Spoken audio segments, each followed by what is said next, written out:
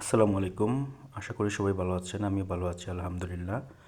তো আজ একটা বিষয় নিয়ে শেয়ার করব আপনাদের সাথে। সেটা হচ্ছে যারা গরুর খামার করতে চান, গরু বা ছাগলের খামার, তাদের সবার মাঝে একটা প্রশ্ন থাকে যে আসলে কয়টা গরু দিয়ে শুরু করব? গাভী গরু দিয়ে শুরু করব নাকি বকনা গরু দিয়ে শুরু করব না ষাঁড় গরু দিয়ে শুরু করব?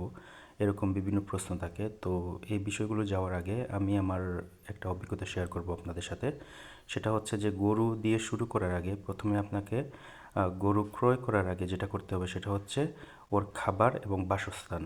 প্রথমে ঘাসের আপনার পর্যাপ্ত ঘাস আছে কিনা না আপনার এই বিষয়টা আগে শিওর হতে হবে এবং ঘাসের ব্যাপারটা যখন আপনি কনফার্ম হবেন যে আপনার অতটুকু গরুর জন্য কয়টা গরুর জন্য কতটুকু ঘাস প্রয়োজন, এই ঘাসের জায়গাগুলো তৈরি করা হয়েছে কিনা না বা ঘাসটা আপনার কাটার উপযোগী হয়েছে কিনা না, তখন থেকে আপনি প্রথমে যদি খামারি হয়ে থাকেন তখন আপনি শুরু করতে পারেন।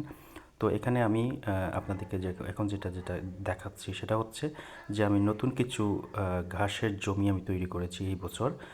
প্রায় 4 বিঘার মতো জায়গা। আমাদের এখানে 30 শতকে 1 বিঘা জায়গা। তো 1 বিঘা।